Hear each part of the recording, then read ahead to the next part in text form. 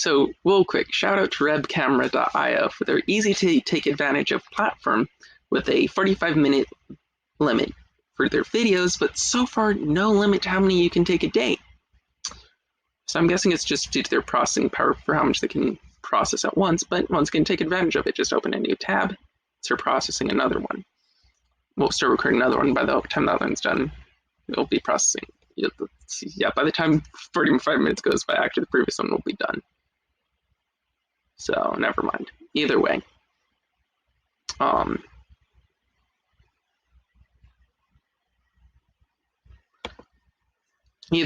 the point is,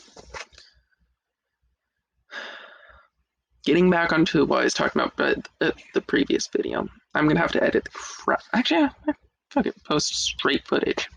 People can skip around, people can hate, people can do whatever they want. The fact is, this is just a rant, basically.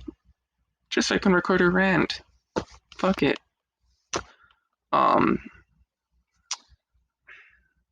Point is, what was I covering previous? Oh yeah, it's the people who go around and just act like all this shit is cool are the people that are the biggest issue. Not the people that go around and go, okay, you know what, I need to chill out for the weekend. It's been a tough week. Let me hit it up my homie and just chill and smoke some weed. The issue comes when there's people going around in public or going around school specifically, or if it's a college going around campus talking about it.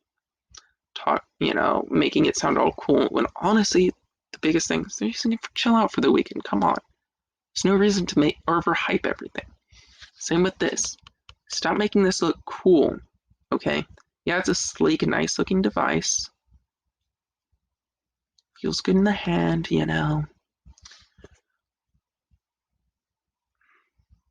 But it's not something to make look cool, especially among the youth. And so that's why I'm thinking, here's how the campaign should work. This is the video about the details. So I'm thinking, every single high school out there, except, well, most of them have an auditorium. If not, they have the gymnasium, which double services auditorium. Either way, if they have a proper auditorium, that's the best thing. Because I guarantee every high school out there, for the most part, has theater class, has an auditorium. Okay, if they have an auditorium, what you do is you go and you have a presentation in the auditorium. First, you call them the freshman class. You have someone like me this is clearly an offer.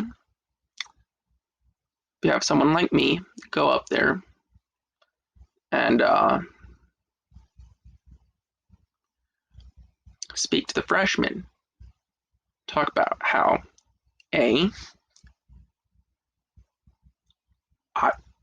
introduce vaping, the topic, and then talk about how I regret the moment I picked it up, talk about, all that. And then B, just talk to them about, basically ask crowd questions to engage the crowd, engage the students, the freshmen. And ask, basically, I'm going to go by grade numbers because at this point I'm tired. I don't feel like remembering, freshman, sophomore, junior, senior, all that shit. So I'm going to go by grade numbers at this point. Call in the 9th grade students and talk to them about that nonsense. Engage the crowd or the students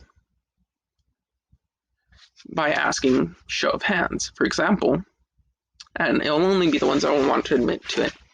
Ask how many in here have ever vaped. Raise of hands. And also hand out pamphlets before you call them to auditorium, because the part I hate the most about stuff like that, when I was at Stafford High especially, was being called into the auditorium and we have no fucking clue what's going on. So make it known weeks in advance what's going on. And the kids, if they raise their hands, aren't going to get in trouble, or none of that. Ask them how many of them have ever vaped.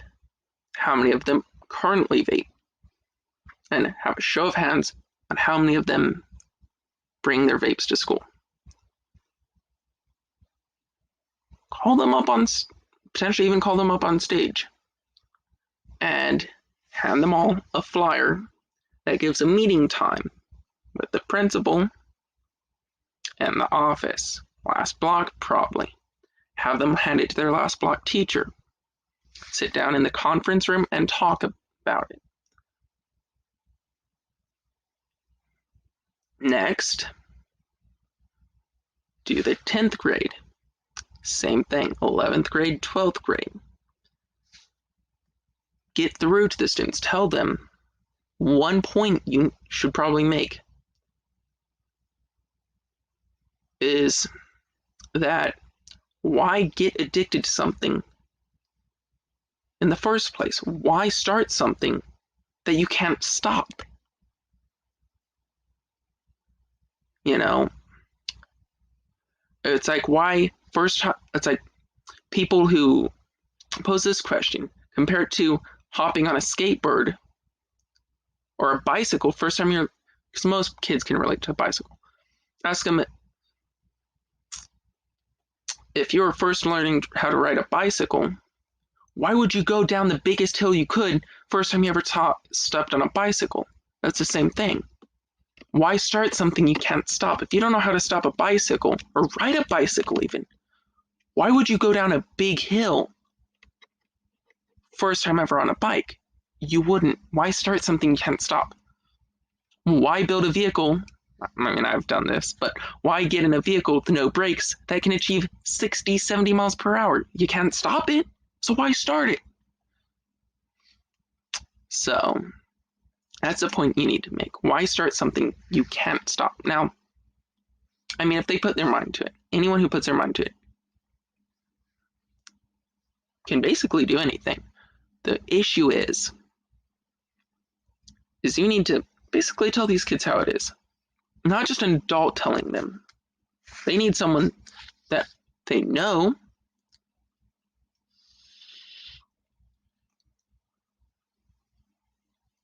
has experience with the topic at hand, similar age group, and someone who isn't just going to be an apparent, like if you have a police officer talking on stage, no one's going to raise their hand, no one's going to talk about it. If I have the principal there next to me, and the principal already knows I have this, and already knows what's going on, and I go and I make a clear statement that this is not cool,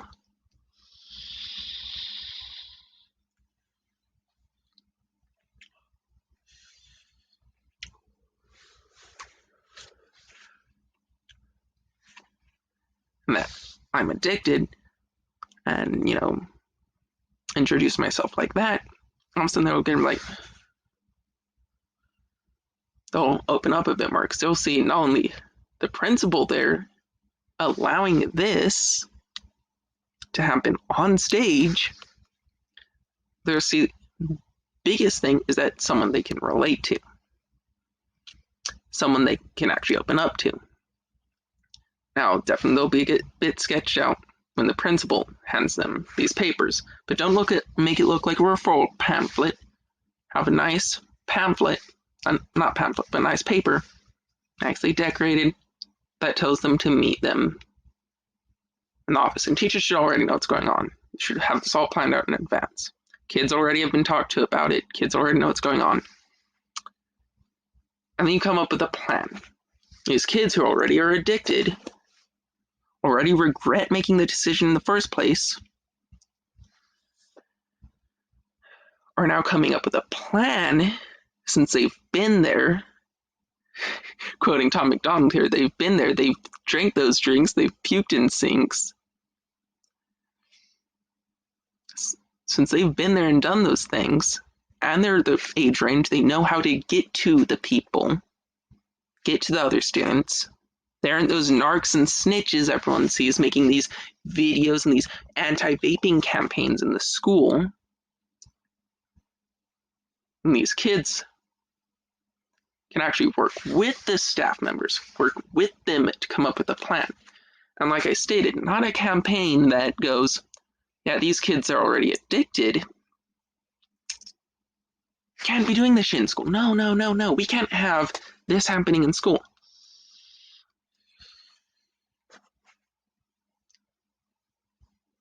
Now, what we can't have happening in school is kids doing this. It's in front of the mirrors.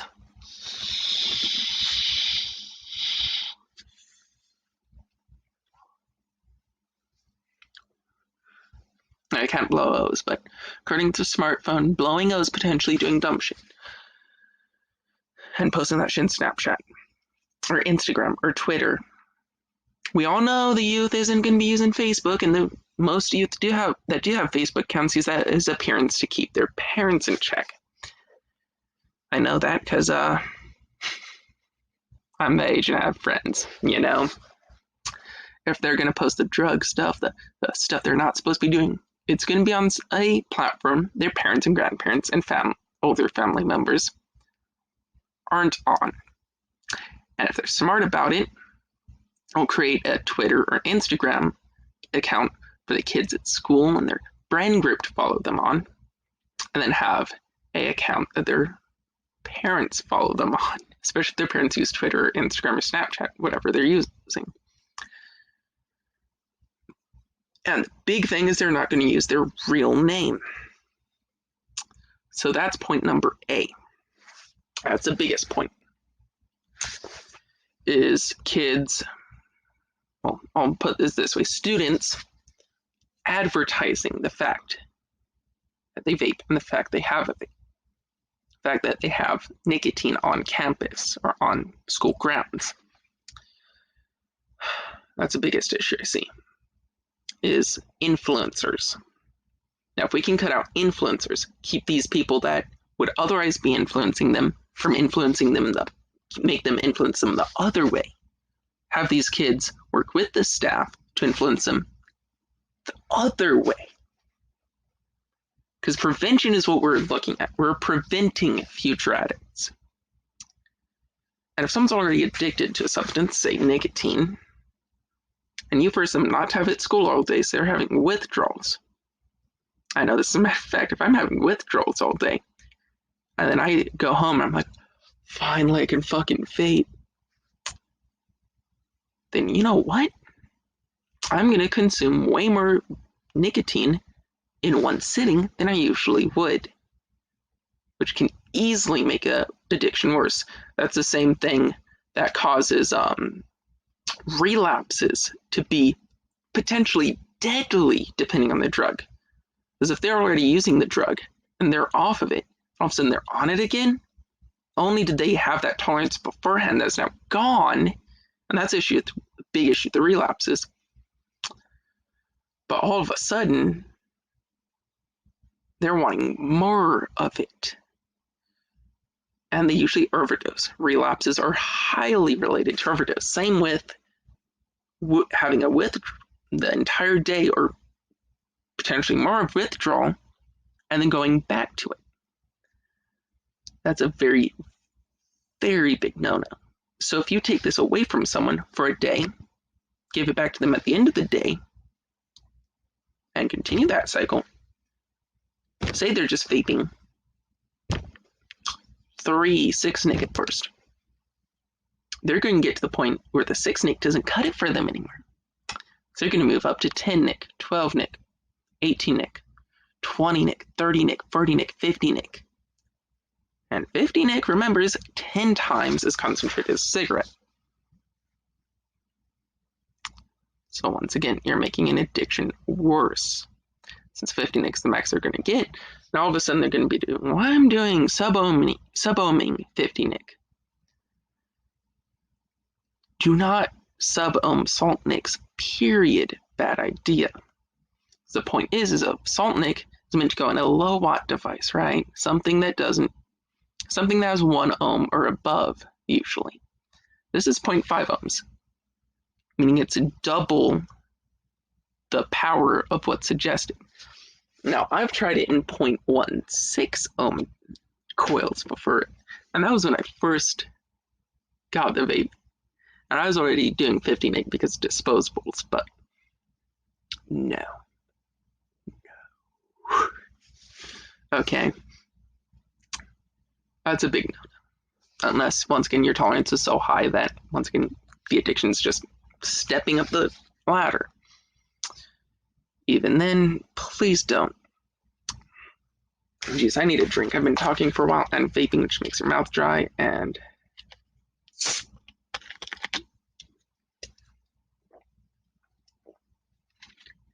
my throat was starting to get sore there. Sprite. Anyway, the point is potentially you're making the problem worse by saying they can't have this on school grounds. So instead of, you're not even doing the job effectively at preventing future addicts. You're also making current addicts worse. You're compounding the issue instead of helping the issue.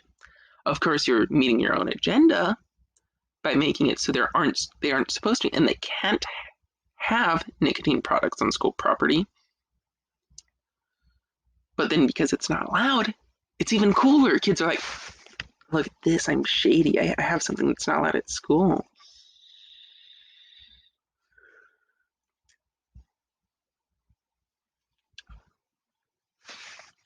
You get the problem there? A little bit of condensation in my throat from that. You get the problem there, though, right? If you tell a kid something's not allowed to happen, kids especially, but even adults, or tell them they're not allowed to do something, they're gonna fucking do it. Right? Parents tell me I'm not allowed to ride a dirt bike down the road. Guess what? I did it. Tell me I'm not allowed to ride the four-wheeler down the road. Guess what? I did it. Am I getting in trouble for it? Yes. Am I going to do it again? No, because I don't want the cops calling me. They told me I wasn't allowed to do something. Did I do it? Yes, I did it. Just from the spite that they told me I wasn't allowed to do it, and I wanted to do it. And the fact they told me I wasn't allowed to do it made me want to do it even more. That's compounding the issue. That's not only do they want to do it because they want to be cool, you're now telling them it's cool is being shady. So those go hand in hand. So if it's not allowed and they're doing something that's not allowed, something that's against the rules, then it's shady. Just like those kids that go and graffiti the walls in the bathrooms because it's not allowed, it's illegal, it's shady, it's cool. Just like the kids that go, all that stuff. Because it's illegal, it's shady, and because it's shady, it's cool.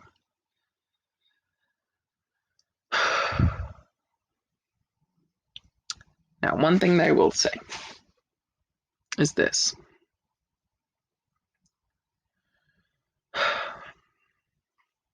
Caffeine. Caffeine, you have nicotine. Similarities and differences. Let's think about it for a few minutes.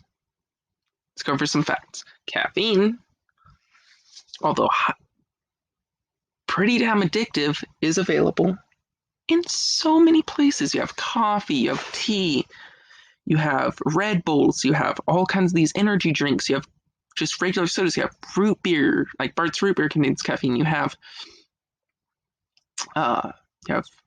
sodas like Mountain Dew, you have all kinds of places to get caffeine from.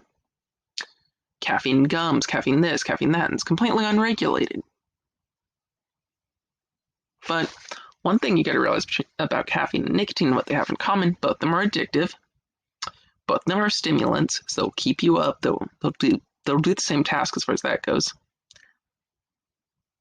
But one of them has way bigger withdrawals. Caffeine withdrawals aren't that bad. Nicotine withdrawals, holy fucking shit. Therefore, you can make an argument nicotine is more addictive, so withdrawals are more severe, meaning you want the nicotine again sooner. And not just sooner, but worse. That's the biggest thing. Is the less as bad as the milder the withdrawals, the easier you can quit. Because think about it. What's the worst part of an addiction? The withdrawals? I would say so.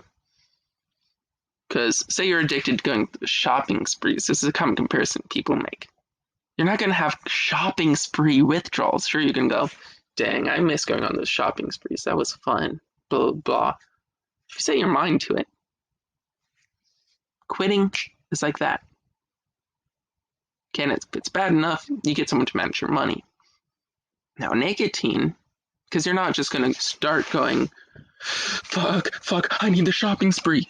Now, nicotine isn't as bad as some people make it out to be still. It's like a middle ground. You have your shopping sprees down here, and coffee and all that. Your caffeine, you have your nicotine up here, and you have like heroin shit way up here. Heroin addicts, you see them fucking shaking, fucking tearing their skin up when they have withdrawals. Nicotine addicts, you see them sitting there, fuck, damn.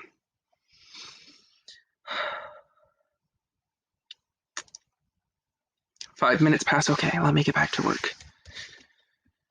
10, 12 minutes, and it goes like this for a week or so, and then it starts getting better, but you still have that thought of wanting nicotine in the back of your mind, but it gets to the point where you can quit cold turkey. Part that makes cigarettes so addictive. Cigarettes, on the other hand, nicotine plays a big role. But then you have all these other chemicals, the 6,000, some studies say 4,000, some studies say 6,000. I'll stick with the 4,000 number. 4,000 other chemicals in them that not only have, like, on their own, they're not necessarily addictive, but they can increase the rate and level of addiction. Not only that, almost all of them have been shown to cause cancer. Nicotine on its own does not cause cancer. It's not insanely addictive. Like, I'll get this straight. So, nicotine on its own, yes, it's addictive. No, it's no caffeine, but it's also no freaking cocaine or anything like that. See, another point people make. Oh shit, let me just adjust that. Whether it's smoking, cigarettes, whether it's my friend Austin, fuck, that shows how messy this stream is. It's my friend Austin who, not Austin, it was James, that's who it was. Yeah, my friend James. Yeah, I'm not trying to put people's names out there. So my friend, who, he's on the straight path now. He's doing good with his life. But he's in good position right now. But when he dropped out of high school and got his GED, which is what I was going to do, he was 16. I was going to do it when I was 17. So there's a difference there. Is a grade above him, and he's actually a freshman at 16. And I was 17, and I was in 10th grade? So yeah, I was a year above him. Actually, no, I was in 11th grade, right? I was in the middle of 11th grade, and I dropped out. I'd finished 10th grade, but he's a freshman at 16. So already some obvious signs of being held back there. But even worse, he drops out and gets his GED, but it's not necessarily his decision either. See, it started with, he was, I don't understand this because it's Spotsy, and Stafford didn't even have this issue. But I don't know what the hell is going through the brains of the freaking Spotsylvania County, schools. But he's talking with his friends about wanting to go shooting, go hunting and do some shooting. He didn't even have a gun at that point. They were just talking about wanting to go hunting and, all that nonsense. Nothing wrong there. High schoolers wanting to go hunting? What's wrong with that at all? Okay. Especially since he's, that big, style build that you would see hunting animals, not humans, animals in the wild and cutting them up and cooking them, which he used to do before he even had a gun in the first place. And this time he didn't even have a gun. I mean, sure, he had built this homemade rocket launcher called I just shot model rockets out of a little homemade gun looking thing that was shoulder mounted. Basically, it looked like a RPG made of PVC pipe that shot model rockets. So he didn't even explode. They literally destroyed themselves among impact. Sure, it hurt if you got hit with one, probably bruise you up pretty badly and maybe break a few bones, but it's not like it'd fucking puncture you and kill you or explode and blow you to bits. It was a paper tube with a plastic tip with some plastic fins glued to the side of it with a cheap model rocket engine on the inside, solid state rocket engine. Not a big deal. And a little electronic ignition system on it. Not a big deal. It was just a toy at that point, just an expensive, dangerous toy that he built, and I helped him with a little bit. I just supplied some rockets for testing. So I had a model rocket kit they didn't use. I also supplied the little electronic ignition module for it. Either way, what ended up happening was that's all he had at that point. That and some swords, because he likes swords and knives. He's a big blade guy, which I'll admit he's a weapon guy. I mean, nothing wrong with that. But it's high school. It's sketchy. Talking about on the bus anyway. Nothing of that ever happened in Stafford County. I'd actually just sit there on the bus and have conversations about guns. I literally had brass knuckles at school one day. I didn't pull them out, but I had them out on the bus. There's one day I brought to school a arc lighter, a plasma lighter. None of you know what that is, it's a lighter that when you press the button, it takes a charge that has a battery in it, and it creates an electrical arc across at a high frequency that ignites stuff. I literally had in the cafeteria, got myself the chocolate muffin I so much love. Instead of having to pull apart the plastic and pull it open, I just lit on fire and then blew it out and pulled away the melted plastic and then pulled out and ate it in front of a group of kids who thought they were cool because they had shit like this. And I had shit like that. And they just look at me like, what the frick, dude, you have that here? And I'm like, yep. And then on the bus, this bus driver was cool as hell. He didn't even care that kids were vaping in the back. He didn't even care. He was like, fuck it, let them be them. There's a camera up there. My performance review is, since I'm a bus driver driving a big high school bus, it's going to be no kids getting in trouble, no kids getting in fights, and getting to the place safely and effectively. Never had issues with his performance reviews. Kids are vaping on the back. He never really told on them because he didn't want to be a snitch. Because he knew they had their own issues. He didn't yell at them or anything. But every time they got on and off the bus, he did definitely give them that look like, you shouldn't be doing that back there, But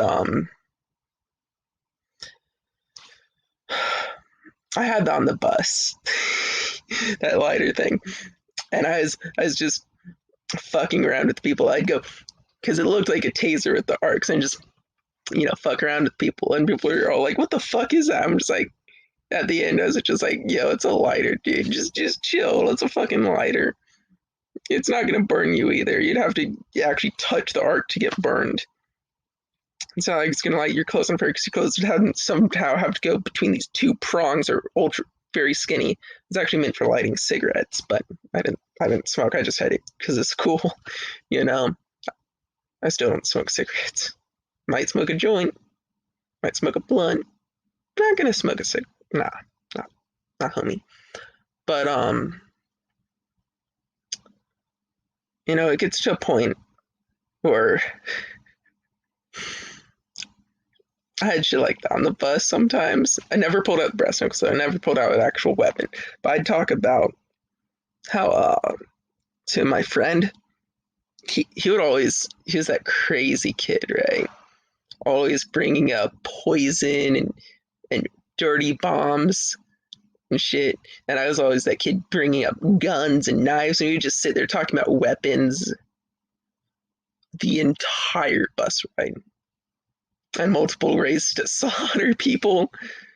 And the school didn't freak out and go, oh no, this kid's a threat. These kids are threats. No. There's no actual threatening behavior shown. We're just fucking around. I have Austin there at Spotsylvania County Schools. Mentions to his friend once that he wants to go hunting because he's showing him a video of them shooting at a shooting range. His friends, whose dads actually had guns. And all of a sudden, someone else hears them talking about guns and wanting to shoot and shooting, and somehow concludes that means he's going to shoot up the school, and tells the principal or whoever about it, security officer, however, filed a report. All of a sudden, Austin's under attack. Tries to defend himself, tries everything. Got to a point where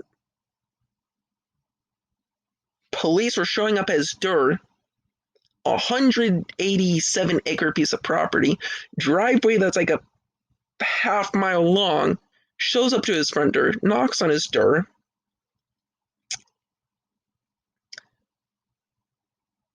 And they did that like 6 times before he left. And, they were harassing him. They were patting him down. They're doing all kinds of stuff that's completely unreasonable. I mean, yeah, he's a sketchy-looking guy, but he never fucking hurt anyone. So it got to a point where he just said, fuck it, I can't defend myself anymore. I can't do anything. So he's like, fuck it. Him and his friends decided he would go around and just go, today's the day. I just find that fucking hilarious, though. And obviously it just made problems worse, because he would go around and say, today's the day. Which obviously just instigated more searching and more of that nonsense. Till finally, it got to the point where the principal called him in, and the principal was like, here's money for your GED, here's money for all that, get the fuck out and go get your GED. So he got his GED, paid for completely by the principal out of her own pocket. That was that story. Anyway, that's how... shit, this is going to be another long one. But that's how it gets to this point. It gets to a point where this friend of mine gets bored. I mean, he's 16. He's playing video games every day, getting high, smoking weed, drinking. I think it's a point where he's over at the house of a I'm not even going to get into what the position was, but he's over at a family member's house, and they needed to move stuff. But since the owner of the house was gone while they were moving stuff, technically is in jail. I'm not getting into too many details. Some reason his son decides it's a good idea to throw a party until the last minute, and then they move everything, which worked out. But the point is, they throw a party. Austin was supposed to be helping move stuff, and they're like, dude, we're going to throw a party first. Like a week-long party, bro. And Austin's like, fuck it, I'm in. And that's how my friend ended up trying something he probably shouldn't have. He ended up snorting morphine for the first time. Regrets that completely. Wishes he never did that. Wishes he never even picked up a vape. Wishes he never started doing any of that. Might have him make a guest appearance next time he's around. Point is, if you do this shit, talk to anyone. If you start doing this shit, you're gonna regret it. Whether it's immediately after you get addicted and then you stop and you realize, fuck, I'm fucked, or you get addicted and your tolerance builds up and keep stepping up to the point where you're sub-ohming salt Nick vape, and then you're hitting the kitchen at 35 watts while you're supposed to be cooking dinner, and all of a sudden you feel like you're gonna fucking get sick and throw up. And realize, oh fuck, I should probably step down the wattage before I get myself nicotine poisoning. To the point where, technically, so you have Austin's friend. Oh my, I gotta use the name Austin because this shit gets so crazy. His friend got nicotine poisoning.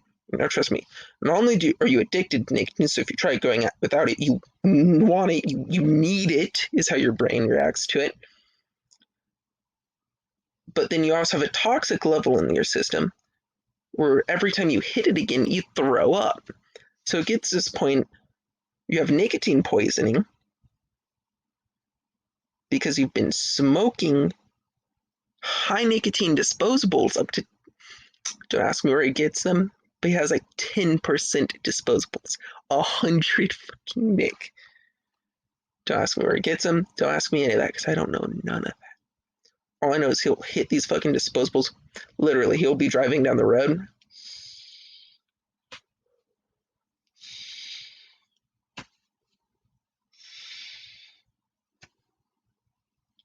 Like that shit. So he gets nicotine poisoning. I honestly felt bad for him. This is before I even started vaping, so I had an idea going into it what this shit can cause if you're not careful with it, if you overdo it. And he just got to this point where if he started vaping anymore, if he hit another hit of the vape, even if it wasn't vaping, he would just throw up out of nowhere. He was sick, like he's physically ill. And obviously he didn't end up going to the doctor because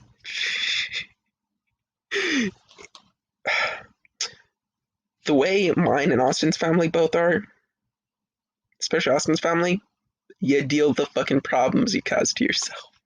It's your fucking problem. I mean, we don't, like even when I was younger, most of the time if I'm sick, it's not until I'm throwing up to the point where I don't go to the hospital or to the doctor until I'm actually throwing up. We try and handle shit ourselves. Like if every time I fall and scrape my knee, every time I got cut up when I was younger, we would go inside. We would, hydrogen peroxide, bandage it up, some Neosporin on there, you're good to go. And then you have these Karens. Oh no, my child. Some douchebag gave my child nicotine. He hit it once.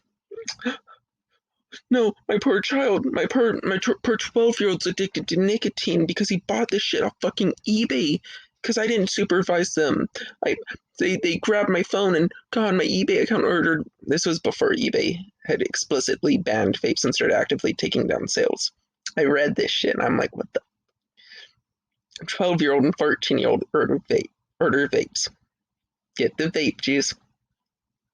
And then the parent puts them in rehab instead of taking away the vape,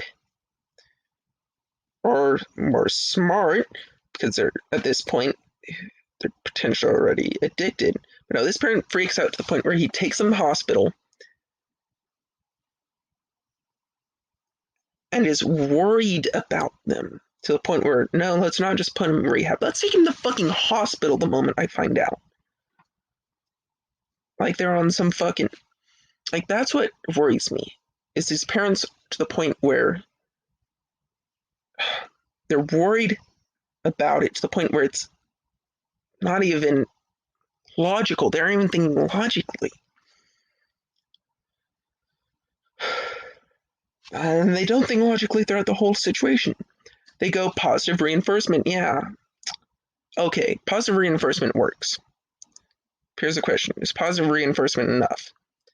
If your child does something good and you give them, some candy, give them privileges, give them rewards, right? And they do something bad, and you go, no, that was bad. Go stand. That was bad. Don't do that again. It's not showing them that, or you just ignore it. That's even worse, and only reward them for positive, but no consequence them for negative. It's creating the kind of visual in their mind that if I do good stuff, I get rewards, but if I do bad stuff, nothing actually happens to me.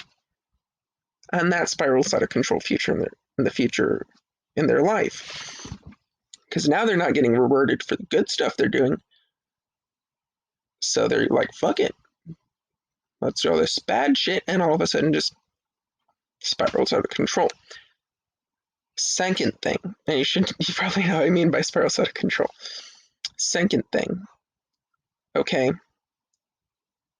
Now this is a long fucking rant. I started this at like 11 at night and it's freaking 1:33 in the morning. But I'm gonna keep fucking going.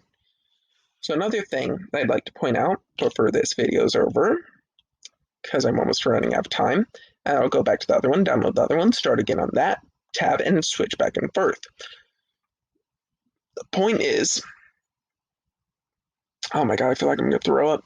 The point is to this whole story, I guess at this point, this section of the story is about the parenting aspect.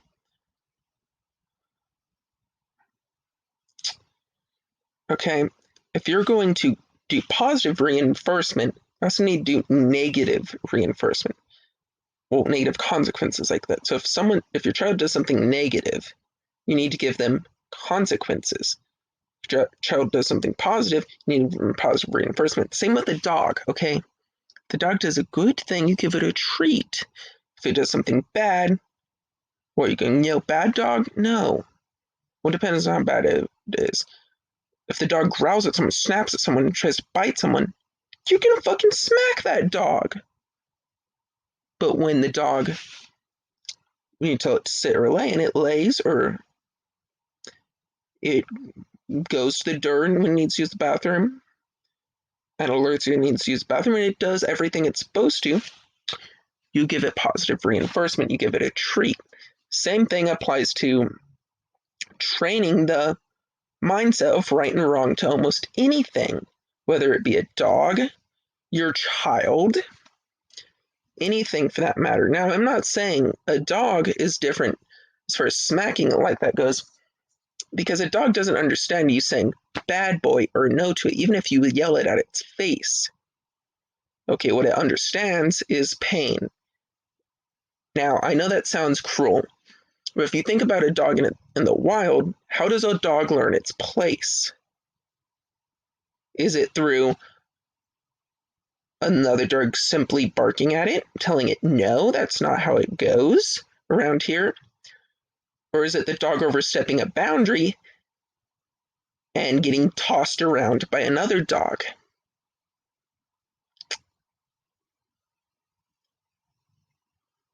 If a wolf oversteps its pack leader, that wolf's gonna be,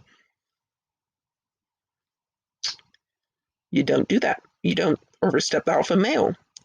So if you're the alpha male to your dog, in this case, with a dog, training a dog, I'll get to this point across real quick. You gotta show aggression when need be. You can't be that person who's like, no, I don't want to smack a dog. I don't believe in smacking dogs. And it's not how it works, buddy. If you're gonna train a dog, especially a big dog like a pit bull, like a small dog, fuck it. Who cares if that dog's running around barking, yapping their head off? Big dog like a fucking pit bull? You gotta know how to show that dog when it's doing something wrong. Because that's the end of this video.